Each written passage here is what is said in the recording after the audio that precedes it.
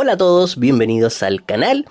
Hoy les traigo la reseña de Los ríos profundos de José María Arguedas. Etnólogo, antropólogo, escritor y poeta peruano.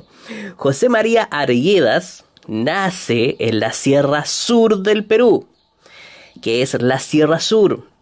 Básicamente es una región alto andina, una región montañosa, de altiplanicies. Bien, Arguedas fue hijo de un abogado cusqueño y de una rica hacendada. Pero cuando apenas tenía 3 años, la muerte de su madre cambia radicalmente su destino.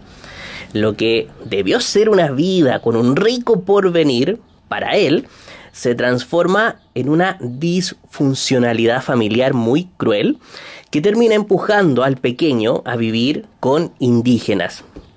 Y son justamente ellos, los indígenas, los que supieron darle la felicidad que sus parientes no supieron darle. Este hecho marca su vida para siempre. Y debido a este pasado, cuando él crece, se transforma en un investigador del mundo social indígena, además de recopilador y traductor al español de canciones quechuas. Por aquí había una foto de José María Arguedas en esta preciosa edición que la tengo toda subrayada, preciosa edición de la RAE. Les estoy contando todo esto del escritor porque es muy importante, es una novela bastante autobiográfica. Por lo tanto, es muy importante saber lo que le pasó desde pequeño, que fue criado por indígenas en su más tierna edad. Y justamente fueron ellos los que supieron entregarle el cariño que su familia no su familia directa, sus parientes no pudieron entregarle. ¿Dónde está la foto de Arguedas? Aquí está. Ahí se las muestro. Hay mucho sol, como siempre ustedes saben que pasa esto a menudo en mi canal, pero no tengo otro horario para grabar en estos momentos, si no, no voy a alcanzar a sacar la reseña para este sábado.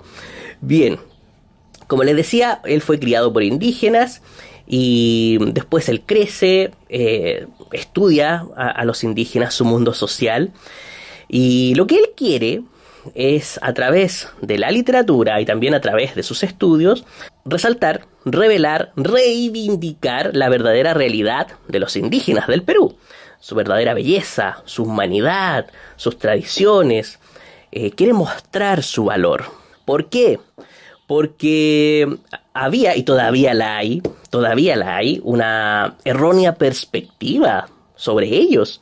El mundo indígena siempre ha sido visto, expresado en las letras y también materializado en las letras como un mundo decadente. Y Arguedas quería demostrar que era todo lo contrario. Y ya con esta sola novela ya lo está demostrando. En esta misma línea, Los ríos profundos es su tercera novela y la primera que leo del autor. Este es mi primer encuentro con el autor. Y quizá no lo hubiese leído si no fuese por la RAE que lo sacó en esta edición.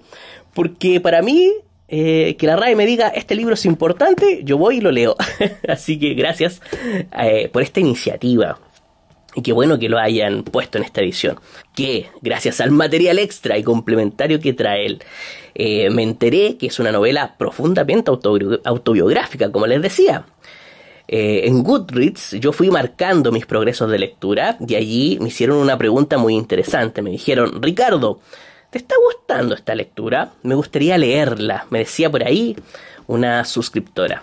Y yo le respondí que sí, que me estaba gustando, pero que quizá no es una novela para todos, porque no es una historia que tenga una base argumental entretenida, una base argumental que utilice, por ejemplo, el misterio, que te impulse a leer. No es el argumento el que tira de ti. No es el objetivo del autor, para nada. Lo que busca es retratar el mundo indígena y las injusticias que sufre. Pero esto lo hace a través del protagonista, que es Ernesto, tiene 14 años. Y al igual que Arguedas, tuvo que vivir con unos parientes malvados y por eso termina siendo acogido desde pequeño por indígenas. Por aquí tengo alguna cita. Les tengo hartas citas para leerles. Lo tenía marcado y no me había dado cuenta. Dice, huyendo de parientes crueles, pedí misericordia a un Ailú que sembraba maíz en la más pequeña y alegre quebrada que he conocido. Espinos de flores ardientes y el canto de las torcasas iluminaban los maizales. Los jefes de familia y las señoras, mamacunas de la comunidad, me protegieron y me infundieron la impagable ternura en que vivo.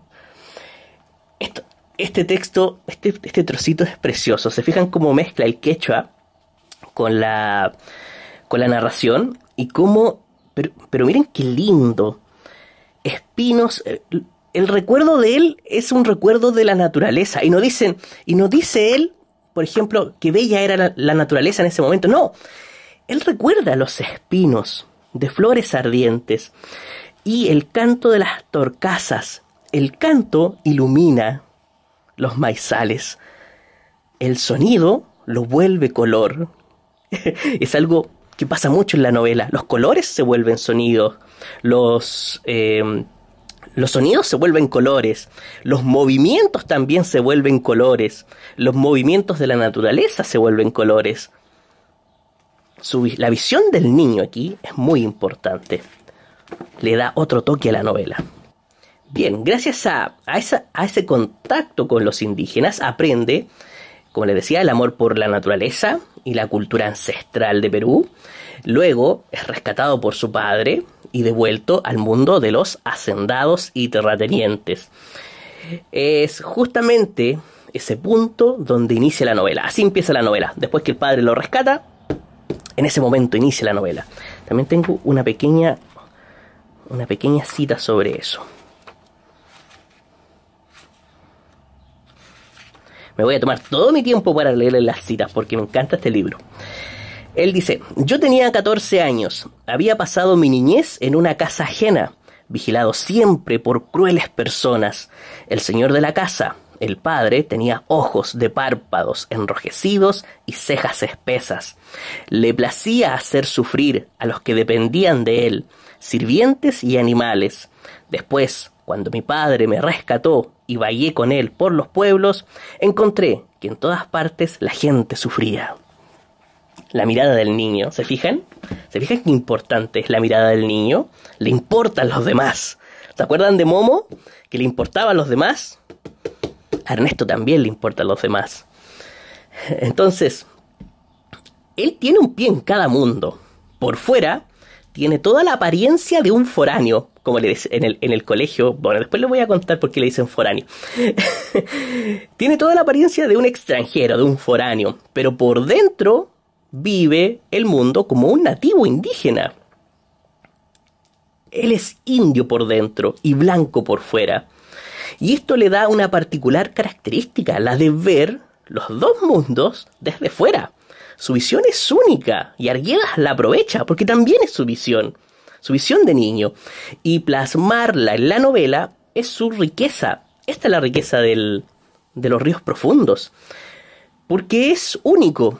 Es un niño que vive por dentro como indígena, a pesar de que su apariencia diga que no lo es.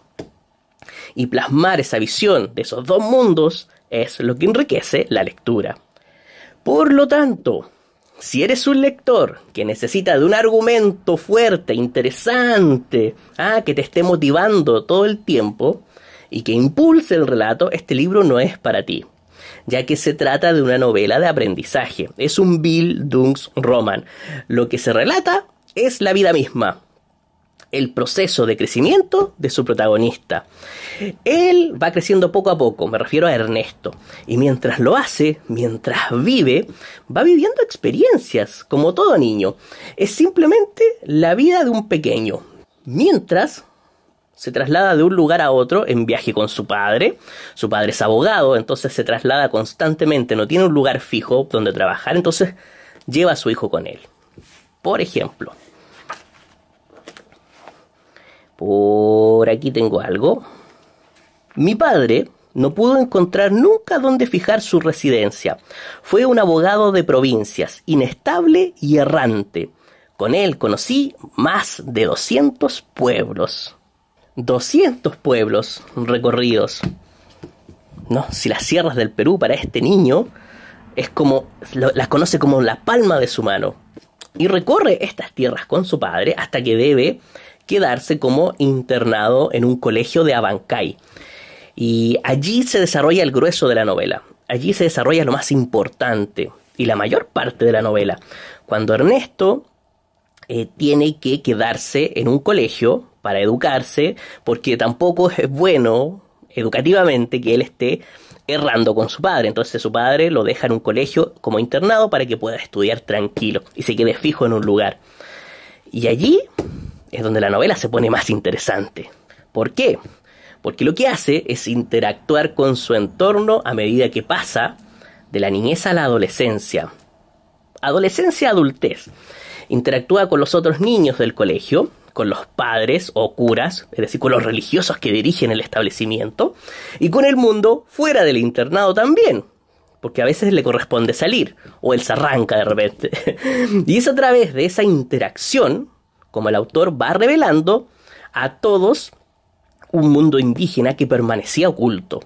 La cultura ancestral, su religión, sus expresiones culturales y sus dinámicas sociales. No intenta decir que es un mundo superior, no. No, lo que quiere es mostrarlo tal cual es, porque siempre se vio al indígena como un objeto, como una cosa.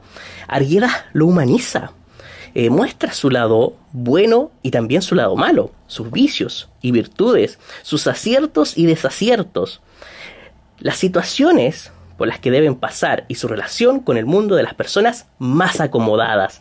Es decir, el otro mundo de Ernesto, el mundo de los blancos, esa interacción entre el indígena y el blanco. Y les voy a mostrar un diagrama para que me entiendan mejor. Bien, ustedes saben que me encantan los diagramas para explicar, así que puse... Este es el típico diagrama de Venn que vemos en matemática, ¿verdad? Cuando hablamos de intersecciones. Ya. Primero, en este diagrama que está aquí arriba, se fijan que son dos círculos que se intersectan. Bien, este es el mundo de los indígenas, le vamos a poner una I. Y este es el mundo de los blancos, le vamos a poner una B.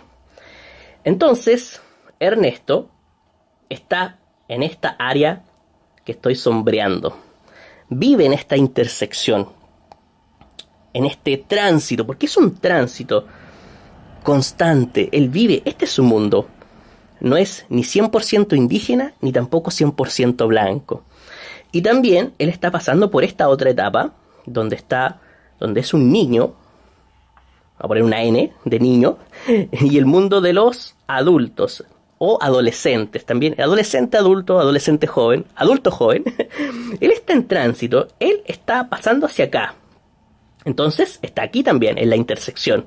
Por eso es tan interesante la novela, porque está en las dos intersecciones, en una etapa muy difícil, y él está creciendo. Entonces de eso se trata la novela, de cómo pasa de aquí hacia acá, del mundo de la niñez hacia el mundo adulto, y de cómo utiliza todo lo que es él por dentro, todo lo que tiene de indígena dentro, para poder calzar también en el mundo de los blancos, de los terratenientes, de los hacendados, el mundo de su padre y su familia, aunque él es indígena de corazón. Y este otro círculo es el colegio. Ernesto está aquí y recibe toda la interacción del colegio, desde el interior del colegio. Toda la interacción del colegio. Pero el colegio está dentro de Abancay, que es un pueblo más grande, que está rodeado de haciendas. Y también recibe el colegio la interacción desde fuera. Pasan cosas sociales importantes y se ve cómo reaccionan desde dentro del colegio a esos efectos exteriores, esas dinámicas sociales exteriores, que las relata muy bien el autor. Entonces, es como por etapas, desde fuera hacia adentro. Va viviendo un montón de cosas muy importantes para representar la cultura indígena y ese mundo. Y por eso esta novela es tan genial. Ahora, ¿se dieron cuenta las distintas dimensiones que tiene la novela? Es genial, simplemente genial. Por lo tanto, lo interesante de esta obra es lo que el niño ve, como les decía, lo que le toca presenciar y vivir, Es decir, no es una novela rápida, es una novela lenta, es una novela de sensaciones, de música, de lenguaje, de nostalgia. Es una novela impregnada de naturaleza y de humanidad. Por ello las descripciones son importantes, son parte de la estructura de la novela. Parte muy importante. A ver, les voy a mostrar unas descripciones. Lo hace de una manera muy bella el autor. No son de estas descripciones toscas que aburren, no. Dice: el río corre entre bosques negruzcos y mantos de cañaverales que solo crecen en las tierras quemantes. Los cañaverales reptan las escarpadas laderas o aparecen suspendidos en los precipicios. El aire transparente de la altura va tornándose denso hacia el fondo del valle.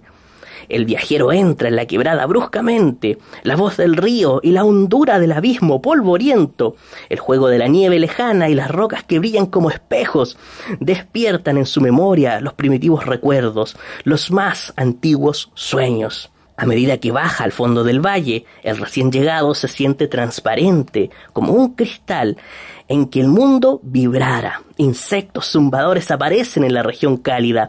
Nubes de mosquitos venenosos se clavan en el rostro. El viajero oriundo de las tierras frías se acerca al río, aturdido, febril, con las venas hinchadas. La voz del río aumenta, no ensordece, exalta. A los niños los cautiva, les infunde presentimientos de mundos desconocidos. Los penachos de los bosques de carrizo se agitan junto al río. La corriente marcha como a paso de caballos, de grandes caballos cerriles. Se fijan que no es una descripción al detalle de una realidad, sino que la va mezclando con metáforas. El aire transparente. ¿Por qué? Si el aire es transparente, al decir el aire transparente se siente más puro, ¿se fijan? No, estas descripciones son preciosas. Las rocas que brillan como espejos. No, es precioso todo esto. ¿Cómo aparecen los insectos? Que debería ser una molestia, hasta la aparición de los insectos se ve bella en este fragmento. No, te sientes ahí, parece que pudieras sentir esa naturaleza, te hace vibrar. Por eso las descripciones sostienen y se llevan el peso de la historia. Pero no son, como les decía, descripciones mecánicas, sin alma, al contrario, son evocativas, nostálgicas, que gracias a la mirada del protagonista logran ser así, porque es un niño. Y podemos sentirlas como mágicas, porque solo un niño tiene una visión tan llena de asombro por el mundo que es capaz de traspasar ese sentimiento a nosotros los lectores. Cuando les leí ese fragmento, se fijan que nos traspasó lo mágico que él ve el mundo. El narrador, como les decía, es este niño Ernesto, pero cuando él ya es un adulto, es decir, es un adulto que recuerda cuando era niño.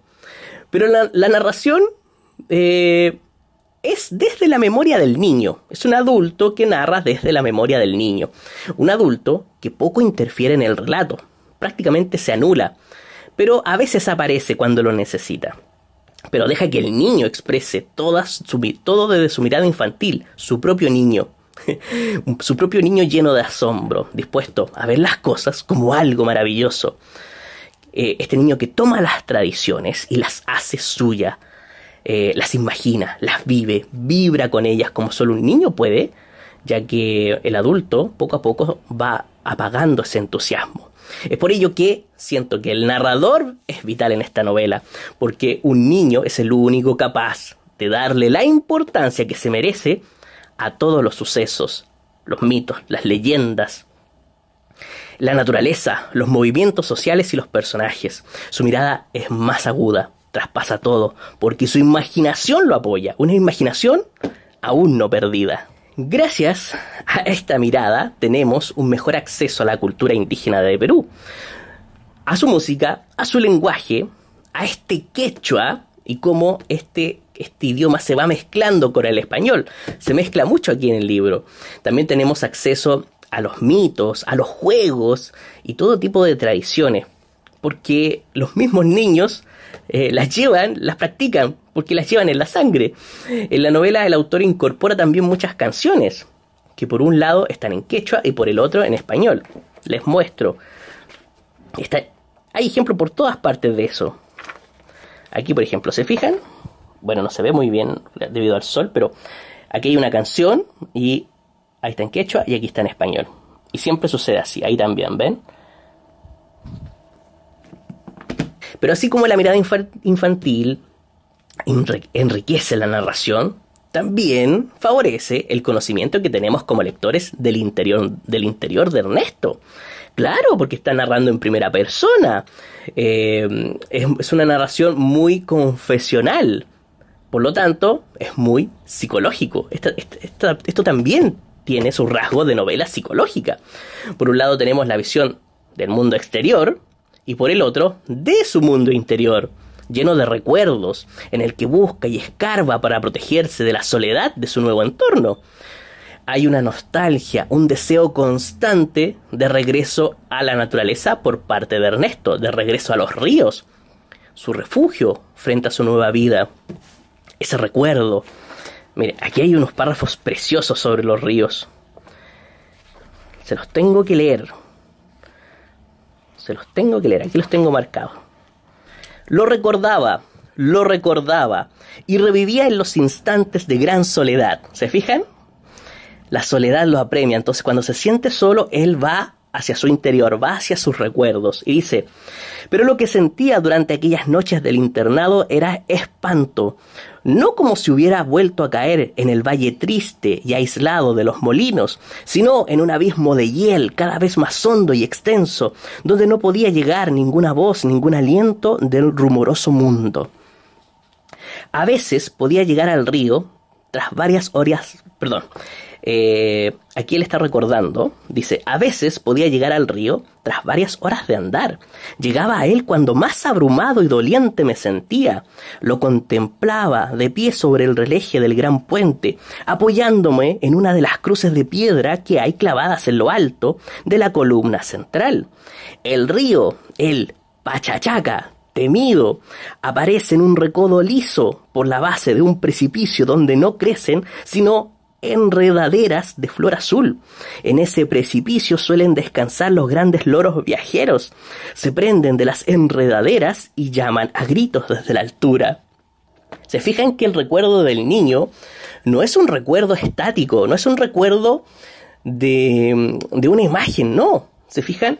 Se acuerda de los loros viajeros que llegan ahí, de cómo se mueve la fauna. Qué lindo. Dice, yo no sabía si amaba más al puente o al río, pero ambos despejaban mi alma, la inundaban de fortaleza y de heroísmo. La inundaban de fortaleza y de heroicos sueños. Se borraban de mi mente todas las imágenes plañideras, las dudas y los malos recuerdos. ¿Se fijan cómo el río y el recuerdo lo ayudan a soportar esta nueva existencia? Dice, durante muchos días después me sentía solo, firmemente aislado. Debía ser como el gran río, cruzar la tierra, cortar las rocas, pasar indetenible y tranquilo entre los bosques y montañas y entrar al mar acompañado por un gran pueblo de aves que cantarían desde la altura. ¿Se fijan cómo hay admiración de él por el río? Una admiración heroica por el río. Él quiere ser como el río, quiere adoptar su naturaleza para enfrentar su nueva vida. Es precioso. Dice, sí, había que ser como ese río imperturbable y cristalino, como sus aguas vencedoras, como tú, río Pachachaca, hermoso caballo de crin brillante, indetenible y permanentemente, que marcha por el más profundo camino terrestre. La emoción de este niño, su asombro, es preciosa y está en todas las páginas de esta novela. Me encanta. Ya, sigamos. Y son justamente estos ríos que surcan las profundidades de los valles de la Sierra del Perú los que simbolizan esa cultura indígena y conexión con la naturaleza. Esa conexión que recorre el interior de Ernesto. Es su profundidad interior. Esos son sus ríos profundos. Y no es algo que el protagonista deba eliminar para poder crecer o para poder integrarse a la sociedad. Al contrario, es algo que debe abrazar, aceptar y utilizar para surcar su nuevo rumbo. Sus raíces, su amor por el pueblo indígena, su formación en la cultura ancestral indígena, son sus ríos profundos, son su bandera de lucha. Bien, como les decía, el grueso de la novela narra la vida de Ernesto en el colegio de Abancay, donde él es internado. Allí, a partir de su visión, conoceremos también a otros niños y los conoceremos muy bien. El autor los va a describir muy bien y a través de la mirada de Ernesto los va a dejar que hablen, que interactúen, que dialoguen entre ellos, que vivan experiencias entre ellos y tú te vas a encariñar. Yo me encariñé con todos los niños del colegio. Cada uno tiene una cualidad que lo distingue de otros, un talento que lo distingue de otros, sus descripciones físicas. O me acuerdo de a uno que le decían el peluca porque su papá era peluquero. No. La verdad es que me encantaron los niños del colegio de Abancay, a pesar de que eran muy violentos y había mucha perversidad y luchas entre ellos.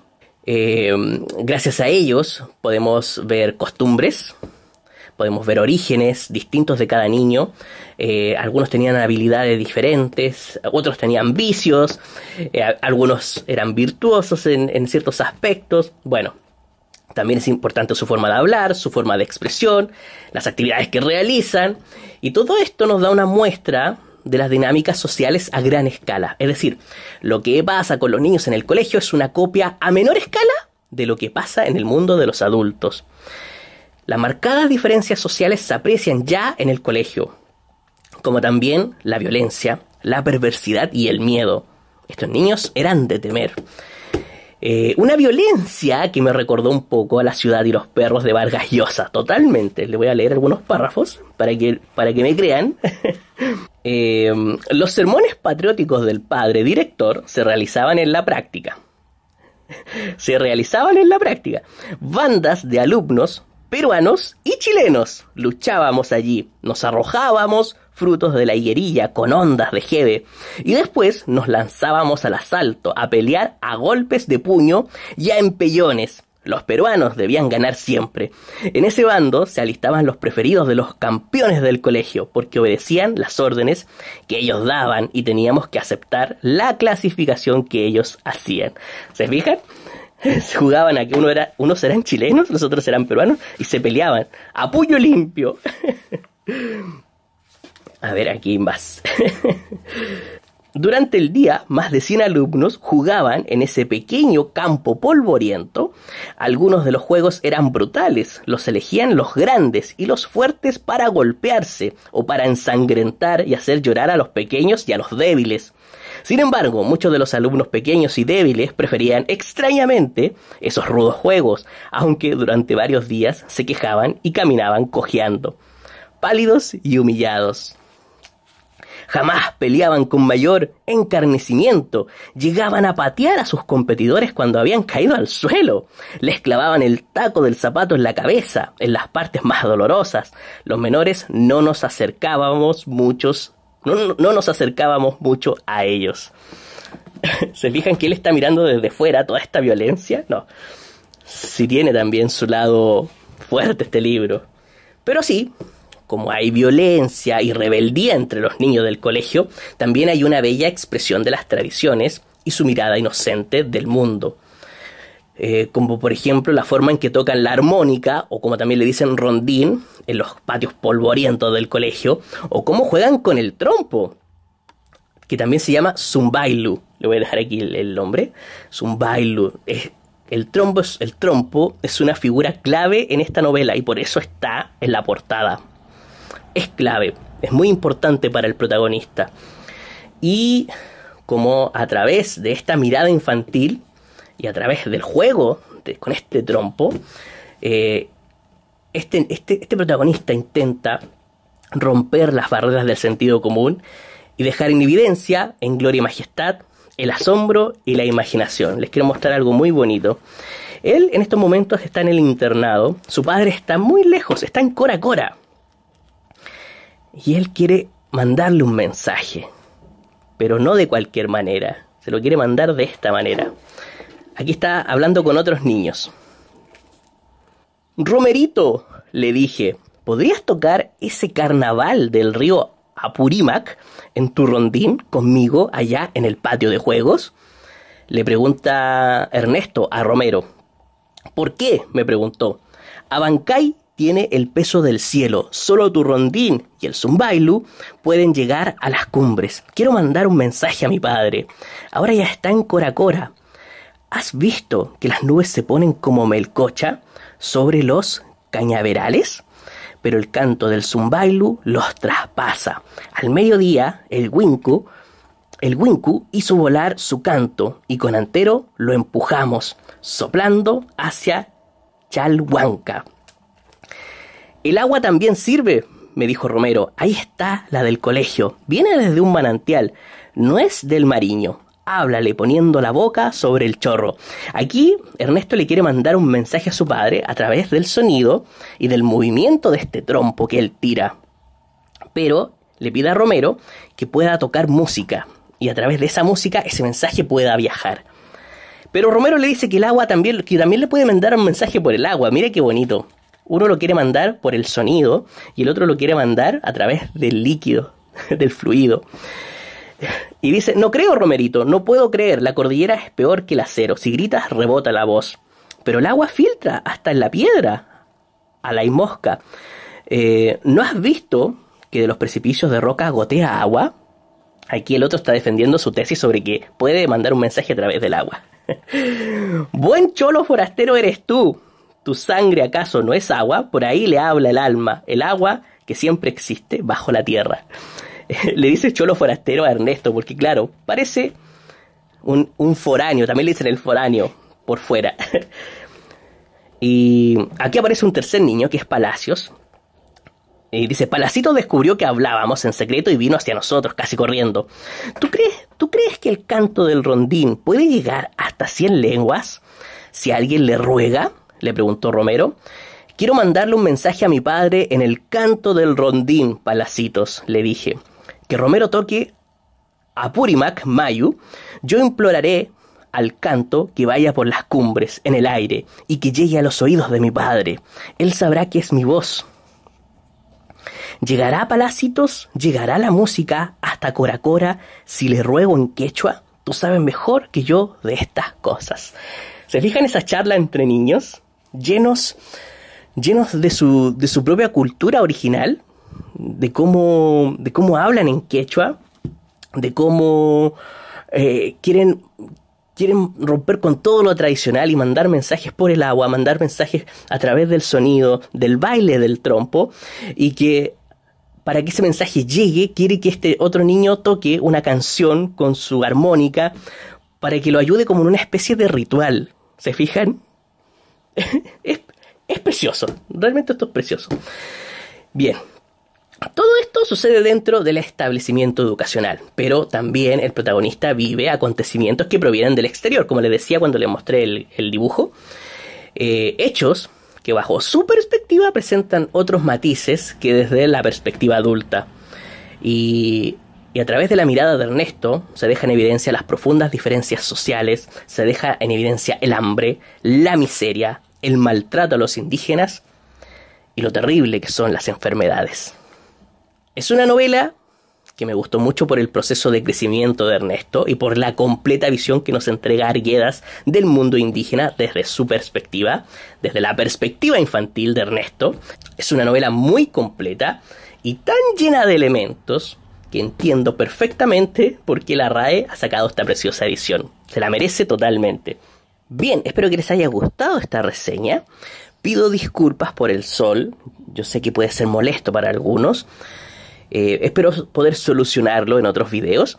Y antes de irme, quiero agradecer a la librería Desenlace Chicureo, que muy amablemente ellos me hicieron llegar este ejemplar.